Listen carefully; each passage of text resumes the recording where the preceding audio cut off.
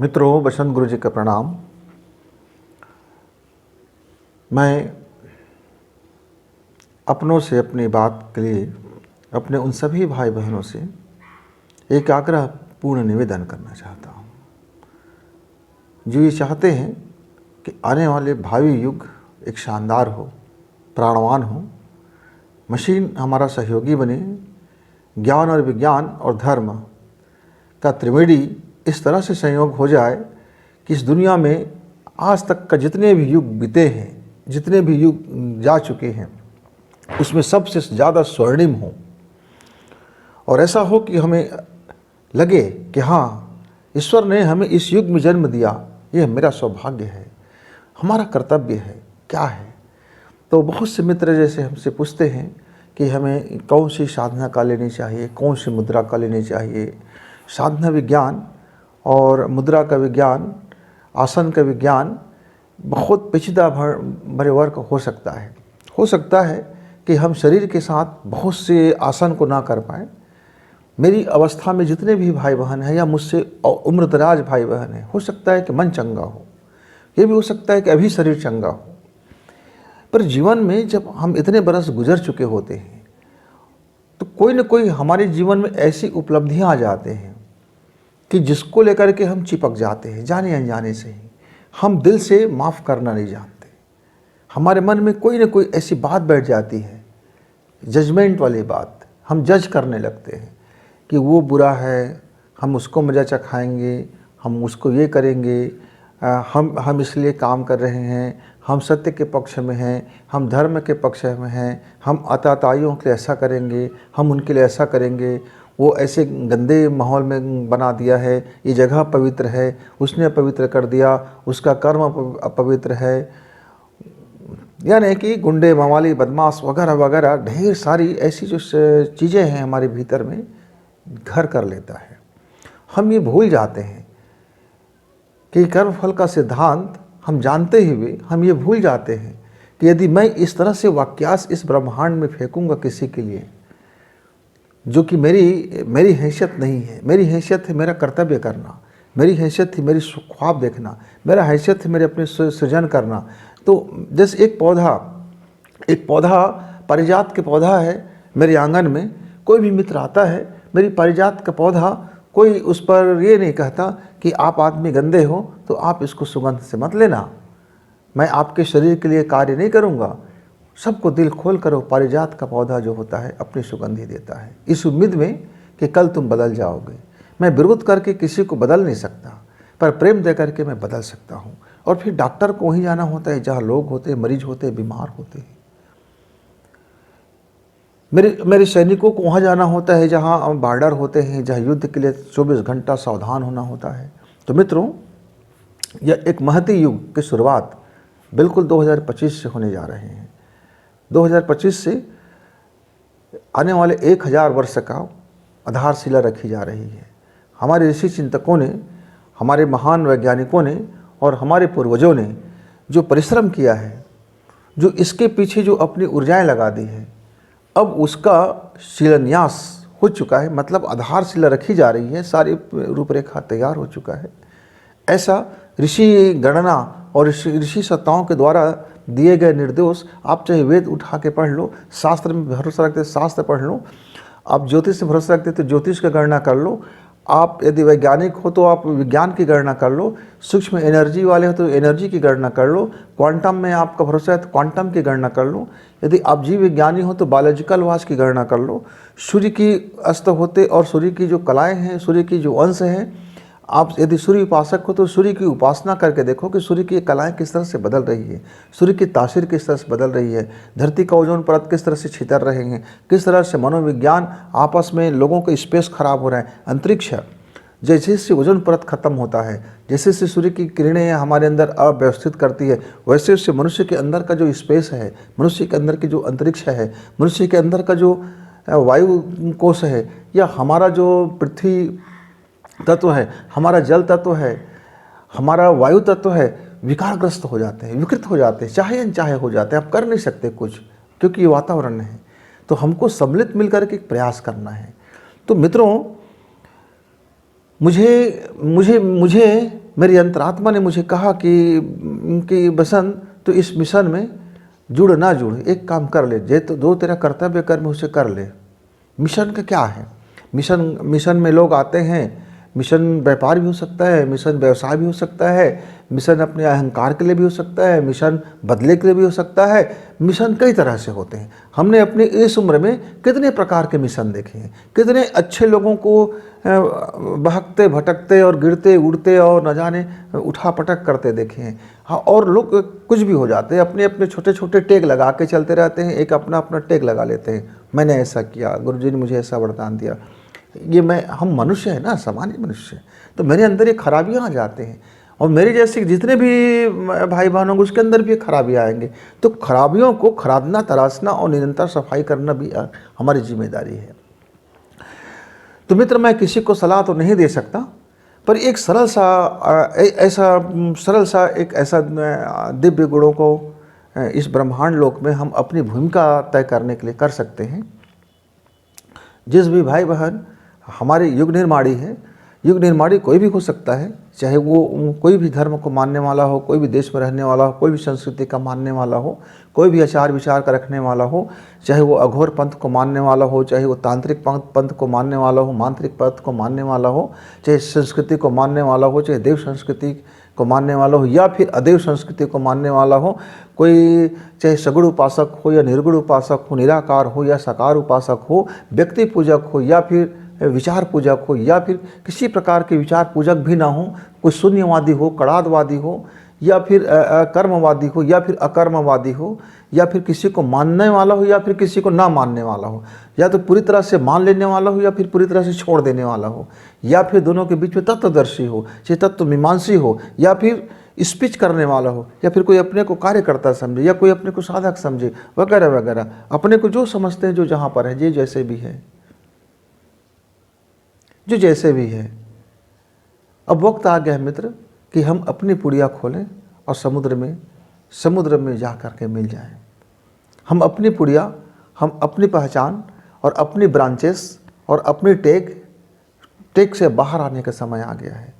नमक की पुड़िया जब समुद्र में जब तक नहीं खुलेगी, जब तक वो पॉलीथीन में बंद रहेगी, जब तक एक झोला में बंद रहेगा, जब तक एक पिटारा में बंद रहेगा, जब तक वो स्वयं से कहता रहेगा कि मैं नमक हूँ, मेरा पहचान ये है, तब तक कोई समुद्र नहीं हो सकता। तो सभी को, मेरे जैसे जनमानस सामान्य एक किसान का बेटा, एक गांव में रहने वाला, एक चिमनी की ढिबरी में पढ़ाई करने वाला, एक कंडिल जैसी जिसका जीवन एक कितनी कालिक लगा ना जाने मालूम, कैसे जीवन जीता रहा ना मालूम, जो भी जिया लेकिन जिया। तो मित्रों, यदि आप चाहते हो सच्चे मन से साधना, आप जिसको साधना कहते हैं, मैं कहता हूँ होश का मनोविज्ञान, आप जिसे साधना कहते हैं, मैं उसे होश का मनोविज्ञान कहता हूँ। फर्क ये है कि आप उसको उपक्रम करके, उपाय करके पाना चाहते हैं, और मैं उसको कहता हूँ निरुपाय हो जाओ, उपाय करना बंद कर दो। हम उस अनादि ईश्वर को पाने के जो भी उपाय करेंगे, हमारा हाथ छोटा है, बहुत छोटा है, हम बहुत छोटे, इतनी छोटे कि हमारी हाथ की पहुंच वहाँ तक नहीं, हमारा दिमाग का पहुंच वहाँ तक नहीं, हमारी साधना की पहुंच वहाँ तक नहीं, हम इतने महान नहीं हो सकते कि हम वहाँ तक पहुँच सके। तो उपाय बंद कर दीजिए। समर्पण योग कहा ना, माता जी से हम जब समर्पण करते हैं तो माता जी स्वयं हमें देखभाल करने लग जाते हैं। तो मित्रों, मेरी बहन ने मुझसे प्रश्न देकर के पूछा, पत्राचार किया, मैं आपको धन्यवाद देना चाहता हूँ, लेकिन एक चीज़ मैं बड़ी स्पष्ट शब्दों में कहना चाहता हूँ बहन, कि आप अपने जीवन का जो भी उद्देश्य इतने जीवन तक जिए, उस उद्देश्य को गिरा दीजिए। आपको क्या मिला उसको छोड़ दीजिए, मत चिपके रहिए, और अपने को होश के मनोविज्ञान के अंतर्गत चिंतन में और स्वयं के भीतर अपने को नाद में भरने का उपाय कीजिए। उपाय ही करना है तो स्वयं को चिंतन और नाद में, जो जैसे जैसे आपका चिंतन होता जाएगा, जिस तरह से आप नाद में आते जाएंगे, तो आपके अंदर में जो दिव्यता है, आपके अंदर में जो महानता है, तब प्रस्फुटित होगा। अभी वो एक लेयर में है, अभी एक कवच में है, आपको छोड़ना पड़ेगा, सब कुछ छोड़ देना पड़ेगा, भाव से, मन से। तो पहला विज्ञान होता है मित्र इस होश के मनोविज्ञान में, कि हमसे जाने अनजाने बहुत ढेर सारी गलतियां होते रहते हैं। तो जाने अनजाने जिससे गलती होते हैं, हम उसको तो अपने ईश्वर से माफ़ी मांग लेते हैं। कि हे परमेश्वर, मैं गलतियां ही करता हूँ, मैं मनुष्य हूँ, मुझे क्षमा करें, मुझे क्षमा करें। लेकिन जब मैं क्षमा मांगूं, उससे पहले क्षमा का विज्ञान ये कहता है कि मैं जानबूझकर जो गलतियां किया हूं उससे हम बाकायदा पहले क्षमा मांग ले। मान लीजिए मैंने कब व्यक्ति को भला बुरा बोला, पता नहीं वो भला है कि बुरा है मैं नहीं जानता, लेकिन मेरे दृष्टि में बुरा था तो मैंने उसको तमाम तरह के बुरा बोल दिया, तो पहले आप उनसे ही क्षमा मांग लो। क्योंकि मैं ईश्वर नहीं हूँ, मैं मनुष्य हूँ और मेरी आंखों में चश्मा चढ़ सकता है। सत्य का अवगोहन करना, सत्य का अवलोकन करना, सत्य का प्रकाश करना मेरी बस की बात नहीं है। सत्य क्या है मैं नहीं जान सकता, क्योंकि अभी जो सत्य आप लग रहा है वो हो सकता है अभी का सत्य हो, जिसको आप असत्य समझ रहे वो सत्य हो। क्योंकि सत्य की परिभाषा बड़ी व्यापक है मेरे मित्र। आप जिस सूर्य के ग्रह में रहते हैं, जिस खगोल विज्ञान में आप रहते हैं, वहाँ का कुछ सत्य हो सकता है। मेरे पृथ्वी के एक चंद्रमा है, रात में मुझे चंद्रमा दिखाई देता है, जबकि सत्य नहीं है। चंद्रमा तो दिन रात है, 24 घंटा है। सूर्य का उदय अस्त होता हुआ दिखाई देता है, जो मुझे सत्य लगता है, लेकिन मेरा सूर्योदय तो 24 घंटे उदय होते रहे, उदय होना ही नहीं है, सूर्य चलते रहता है। तो कभी कभी हम आभासी सत्य को, यानी जो सत्य नहीं है, जो पर मेरी नज़र और मेरी जो विज्ञान है उसे सत्य मान लेता है, हम उसके पचड़े में फंस जाते हैं, उसके कचड़े में फंस जाते हैं, और ये सारा और पचड़ा और कचड़ा फिर मुझे बर्बाद कर बैठता है, जहाँ तक मैंने समझा है। तो होश का मनोविज्ञान, होश के मनोविज्ञान की साधना आपके जीवन के लिए उत्तम है मेरी बहन। होश का मनोविज्ञान की साधना मेरे उन भाइयों के लिए भी उत्तम है जो मेरे जैसे उम्र दराज के आ चुके हैं। ये होश का मनोविज्ञान की साधना मेरे उन तमाम भाइयों के लिए हैं जो अपने आप को एक शानदार साधक के रूप में जीवन बिताया है, और जहाँ भी है, जैसे भी है, जिस कंडीशन में है, वो जहाँ भी है जैसे भी वहीं रहे, उसी स्थिति में रहे, वहीं से अपनी ऊर्जा का लेवल एक संघ के रूप में बढ़ाए। तो उसके लिए मनोविज्ञान का साफ होना जरूरी है। कचरा के साथ जाओगे, धुआं के साथ जाओगे तो फिर मज़ा नहीं आता। तो पहला तो है कि हमें क्षमा मांग लेनी चाहिए। हम भी गलतियां करते हैं, हम उससे करबद्ध कह लें कि भाई मैं बड़ा आपके बारे में ऐसा सोच लिया था, मुझे क्षमा करें, मुझे क्षमा करें। जब हम पहले जिसका दिल दुखाया है या किसी के बारे में दुष्प्रचार किया है या प्रचार ही किए हैं, सत्य है असत्य है नहीं जानते, लेकिन हम सत्य मान के प्रचार कर दिए, किसी के कहने कर दिए, किसी के बहकावे पर कर दिए, या किसी के दुख दर्द को देख करके कर दिए, या हमने उसको अपना धर्म समझ के कर दिए, यद्यपि मेरा धर्म था नहीं। धर्म की परिभाषा भी बिल्कुल भिन्न है, यद्यपि मैं समझ है, हो सकता है कि मैं न समझ हूँ, मैं आपको सजेस्ट नहीं कर सकता, मैं आपसे छोटा हूँ, पर मेरा मनोविज्ञान कहता है, गुरुजी ने मुझे कहा कि बेटा तू एक काम कर, होश का मनोविज्ञान जीवन में पकड़ना। जब कोई बात समझ ना आए तो होश के मनोविज्ञान को पकड़ना। होश की मानसिकता यानी जानने की मानसिकता, जब हम जानना छोड़ दें, हम तत्वदृष्टि बन जाए, हम अपने आप को उस लेवल से ऊपर कर लें, न करता बनूं, मेरे शरीर है और मेरा जीव है, मैं इस दोनों से जब अलग हो जाऊंगा तब मेरा होश आएगा, और जब मैं होश आऊँगा तब मैं देखूंगा कि सारे जीव जगत का अपने अपने कर्तव्य कर्म रंगमंच में कैसे कैसे अभिनय कर रहे हैं। उस अभिनय को समझना है, उस अभिनय से अटैचमेंट नहीं होना है। अपना कर्तव्य कर्म, हमारा कर्तव्य कर्म क्या है। मैं अपने महान ज्योतिषी भाइयों से भी आग्रह करता हूँ कि लोगों की ये छोटी छोटी राहु केतु की कुंडली में आप उलझ करके अपनी महान ऊर्जा को बर्बाद ना करें, बरगला ये मार्केटिंग करके बर्बाद ना करें, दुनियादारी में 2 पैसे की कमाने के लिए बर्बाद ना करें। आप शुद्ध ज्योतिष गणना निकालिए और आदित्य गणना कीजिए, आदित्य की गर्भ का गणना कीजिए, उस महान ब्लैक होल की गणना कीजिए जहाँ से पूरी की पूरी कायनात, पूरी ब्रह्मांड का जो धुरी है, पूरी ब्रह्मांड का जो चक्र है, अब बदलने के लिए अपने को तैयार कर लिया है। अब महाकाल का वो चक्र का शुरुआत यानी आधारशिला बहुत शीघ्र होने वाले। तो आप अपने को उस महाकाल के अपने को छोटा गढ़ समझ लीजिए। संगम शक्ति का अब वह उदय काल का एक मुहूर्त है मित्रों। तो मैं अपने उन महान साधकों और महान ज्योतिषियों से भी आग्रह करना चाहता हूँ कि छोटी छोटी इस तमाम दुकानदारी को की तरफ से मुड़े। बहुत कर लिया दुकानदारी, बहुत कर लिया मार्केटिंग, बहुत कमा लिए पैसे, बहुत हो गया धन का खेल। अब आपके एनर्जी का खेल आप शुरू करें। एनर्जी का करना क्या है, मेरे गुरुजी ने जो मुझे बताया जो मैंने सिद्धस्य अनुभव किया। तो होश का मनोविज्ञान है, अपने को उस तक का पहुंचा देने का मनोविज्ञान है। आप इसे साधना उपासना और आराधना छोड़ दीजिए, आप समर्पण योग कीजिए। भाव से रखें कि गुरुदेव मैं आपने जो मुझे कर्तव्य कर्म दिया मैं उसका पालन करूंगा, कर रहा हूं। मेरे मन में किसी प्रकार का द्वेष नहीं, क्रोध नहीं, जलन नहीं, डाह नहीं, द्वेष नहीं। यदि मेरे जीवन में ऐसा क्षण आता है तो उसको मुझको प्रायश्चित करना होगा, मैं करूंगा। मुझे जो भी तकलीफें आए, दुख आए, पीड़ाएं, मैं सहज स्वीकार्य है। भाव ऐसा कीजिए, पहले अपने आप को मांझिए, खराजिए, चिंतन करिए, चिंतन करिए, चिंतन करिए, चिंतन करिए। ये 1 घंटा या 2 घंटे का काम नहीं है। खुली हुई आंखों का ध्यान, खुली हुई आंखों का ध्यान। जब किसी से आप वार्ता कर रहे होते हैं, जब किसी को मैसेज कर रहे होते हैं, जब किसी के बारे में आप रस लेते रहते हैं कि माने आपका अटैचमेंट हो जाना ही आपका साधना का क्षरण हो जा रहा है। आपका अटैचमेंट हो जाना किसी चीज़ से आपके साधना का क्षरण है। आपका जीवन भर की कमाई लूटा जा रहा है। आप होश में आइए।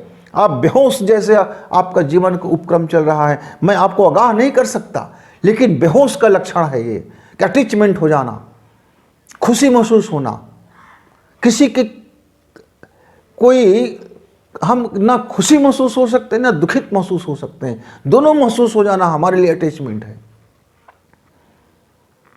इसी अटैचमेंट को छोड़ने की कला होश का मनोविज्ञान है। चिंतन कीजिए, बैठिए, सोचिए कि आपने किन किन चीज़ों में अपने आप को अटैच करके रखा है, क्या क्या चीज़ कर लिए हैं।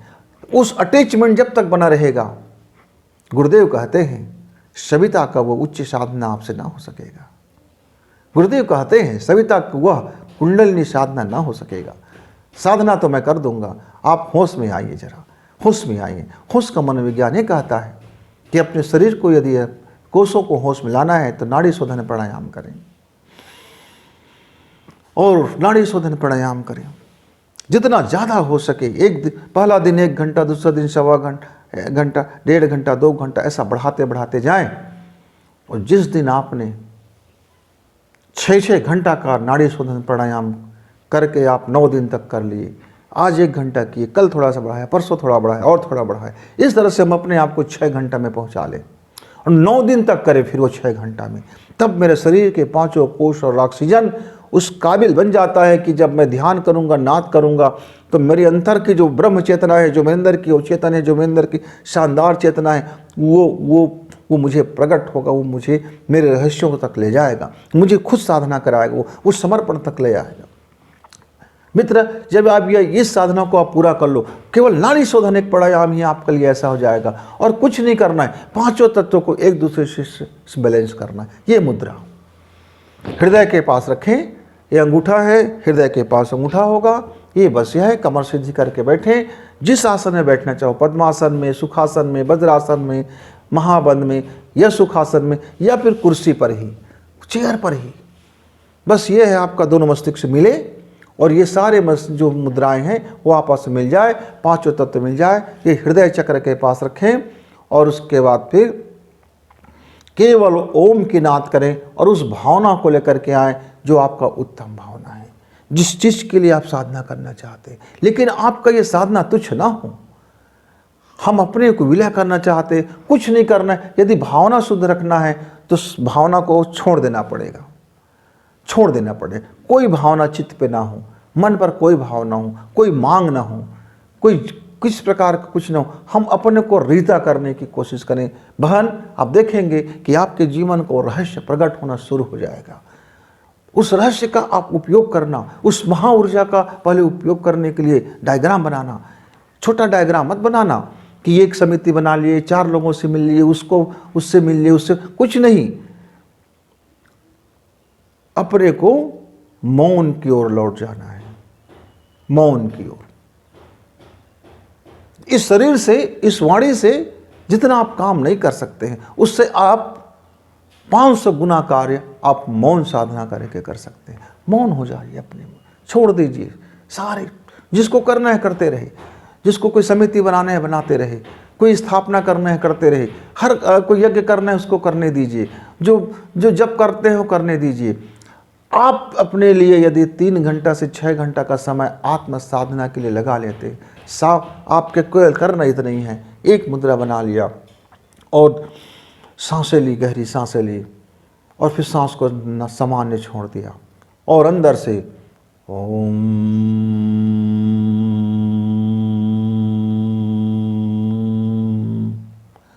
सिर्फ इस ओम को सुन रहे हैं और उसके पीछे यात्रा करें। ओम। कोई घंटा नहीं, कितना घंटा मत देखो, कोई साधना का नाम नहीं। जब आप कोई भी कार्य करते रहें तब आप उस ओम की टंकार को आंतरिक स्वर में सुनते रहें और बाह्य जगत में फिर काम करते रहें। खुली हुई आंखों का ध्यान, जब आप खुली हुई आंखों का ध्यान करेंगे, धीरे धीरे आप देखेंगे कि आपका 24 घंटे आपके अंदर में वो ओम का नाद होने लगा, गुंजार होने लगा। तो गुरुदेव स्वयं आएंगे आपके पास और वो आपको सारी साधनाएं करते हुए उच्च स्तरीय तक ले जाएंगे। आप में वो काबिलियत है, क्षमता है, दक्षता है। पर मेरे गांव का कहावत है, लोकेशना और ताली, ये दो चीज़ मनुष्य को बिगाड़ देता है। किसी ने वाह कह दिया, किसी ने तारीफ कर दी, हम बिगड़ जाते हैं। किसी ने हमें कह दिया कि आप बड़े सूरवीर हैं, तो हम कूद पड़ते हैं, आग में कूद देते हैं, बिना यह समझे कि हम उसके सूरवीर कहने से सूरवीर नहीं हो सकते। साधना वास्तव में एक बहुत सूरवीर का काम है।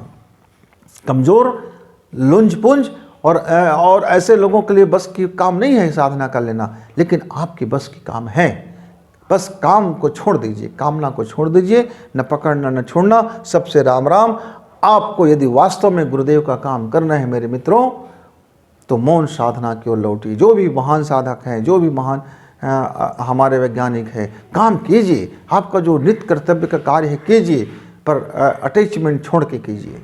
कोई इस पर अटैचमेंट ना हो, कोई प्रलोभन काम ना करे, कोई प्रोत्साहन काम ना करे, कोई प्रशंसा काम ना करे, कोई चाटुकारी काम ना करे, कुछ काम ही ना करे। बस वो काम करें आप जो आपको महान सृजन के लिए आपको दे दिया गया है। आपके हिस्से में एक काम आएगा, आपके हिस्से में एक महानता आएगा, लेकिन उसके लिए आपको कम से कम साल भर तक की मौन साधना से गुजारना होगा। और ये मौन साधना जब मैं कहूँ, इसका मतलब बकबक मुंह से बंद होना नहीं, अंदर का बकबक बंद हो जाए। वासना और कामना और तृष्णा, लोकेशना, लोभेषणा, ये सारा चीज बंद हो जाए। अंदर का मौन सधे, महानता की ओर बढ़े। ये स्पेशल वीडियो मैं आपके लिए बनाया हूँ मेरी बहन, अपनों से अपनी बात है, पर इसमें मेरे और जितने भी भाई बहन को लाभ होता है वो कर सकते हैं। इस संसार में कितने महान साधक लोग हैं, कितने महान वैज्ञानिक लोग हैं। बस सबको एक साथ मौन की ओर लौटना है। एक बार मौन साधना की ओर लौटे, एक बार अपनी एनर्जी को ओम ईथर में उड़ेल दे, फिर देखना गुरुजी का युग निर्माण का जो सपना है कितना तेजी से बदलता हुआ चला जाएगा इस संसार को। महाकाल ने अपनी घोषणा कर दी है, शंखनाद कर चुका है। बस ये है, अब आधारशिला रखी जा रही है 1000 साल का, तो अपनी अपनी भूमिका में आना है। और आपकी और मेरी भूमिका मौन साधना की है। मैं थोड़ी सी अनगढ़ शिलाखंड हूँ, मुझे ज़्यादा भाषा का विज्ञान नहीं मालूम, मैं बहुत ज़्यादा साहित्यिक शब्द नहीं बोल पाता हूँ, मैं बहुत ज़्यादा कृष्णता पर भरोसा नहीं करता हूँ, मैं बहुत ज़्यादा उधार के ज्ञान पर भरोसा नहीं करता हूँ, मैं बहुत ज़्यादा वे शास्त्र उदाहरण किसने क्या लिखा ये तमाम, मैं थोड़ी सी इसमें फिसड्डी हो जाता हूँ। इसलिए मैंने जो भी बात की सीधी सपाट की है, और मुझे लगता है कि एकदम बात खरी है। और यदि आप इसको अपना लिए तो मज़ा आ जाएगा, पूरी अक्खा लाइफ मज़ा आ जाएगा, पूरी ज़िंदगी मज़ा आ जाएगा, इस जीवन का क्रम मज़ा आ जाएगा। तो फिर मिलेंगे, तब तक गुरु जी को विदा, नमस्कार, धन्यवाद।